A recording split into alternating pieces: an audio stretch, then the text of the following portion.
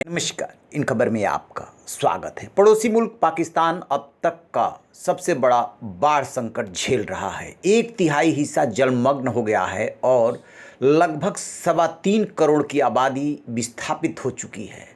लाखों पशुओं की मौत हो गई है। इस बीच एक सैटेलाइट इमेज सामने आई है जिसे देख पड़ोसी देश में आई भीषण बाढ़ की भयावहता का अंदाजा लगाया जा सकता है। सैटेलाइट इमेज से पता चलता है कि पाकिस्तान में बाढ़ से 100 किलोमीटर चौड़ी झील बन गई है। नासा की मूडीज सैटेलाइट सेंसर ने 28 अगस्त को एक तस्वीर जारी की है जिसमें देखा जा सकता है कि कैसे सिंधु नदी के उफान ने दक्षिण के अधिकतर हिस्से को जलमग्न कर दिया है। तस्वीर के बीचों बीच गहरा नीला रंग दिखता है। यह नीला रंग ही वह 100 किलोमीटर चौड़ी झील का हिस्सा है जो सिंधु नदी में आई बाढ़ की वजह से बन गया है। इस इलाके में किसान फसल उपजाया करते थे जो अब विशाल झील में तब्दील हो गया है।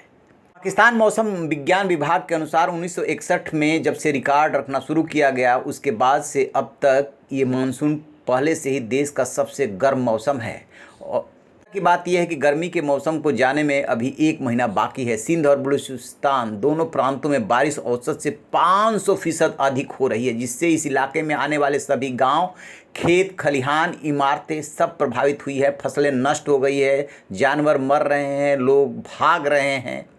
तक वहां पर बाढ़ से मरने वालों की संख्या 1162 पर पहुंच गई है। आर्थिक संकट से जूझ रही प्रधानमंत्री शहबाज शरीफ की सरकार ने अपील की है अंतर्राष्ट्रीय मदद की और इस अपील के बाद कई देश और संयुक्त राष्ट्र सामने भी आए हैं।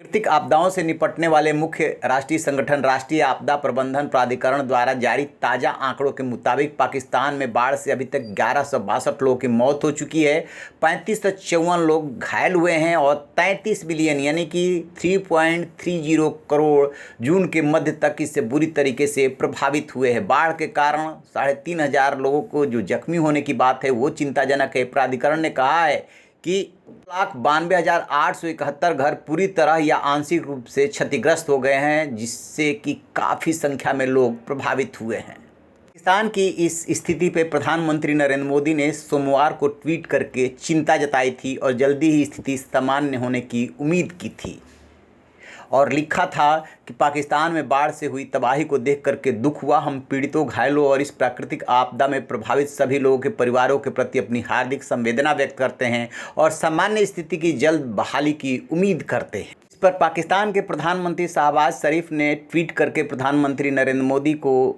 धन्यवाद कहा है और पाकिस्तान में इस बात पर मंथन होने लगा है कि जो 2019 में कश्मीर की को संघ शासित प्रदेश बनाने को लेकर के मतभेद बढ़े थे और राजनयिक रिलेशन जो है मिनिमम पे आ गए थे, उसमें कैसे फिर से आप कह सकते हैं कि उसे विकसित किया जाए।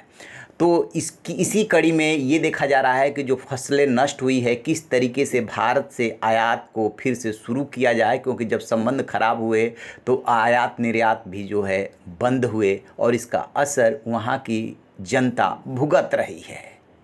पाकिस्तान के वित्त मंत्री मिफ्ताह इस्माइल ने बुधवार को कहा था कि पड़ोसी देश में बाढ़ ने कृषि भूमि के बड़े हिस्से को तबाह कर दिया है, लिहाजा कैसे इससे निपटा जाए तो गठबंधन सहयोगियों और प्रमुख हितधारकों के साथ चर्चा की जाएगी। भारत से खाद्य सामान आयात करने पर विचार चल रहा है। तो ये है पाकिस्तान की स्थिति। देखते हैं कि इस बाढ़ के बहाने क्या भारत और पाकिस्तान के रिश्तों पर जो बर्फ़ जमी हुई है उसमें पिघलन होती है। रहिए ना बेखबर, देखते रहिए इन खबर। Thank you. इन खबर चैनल को सब्सक्राइब करें और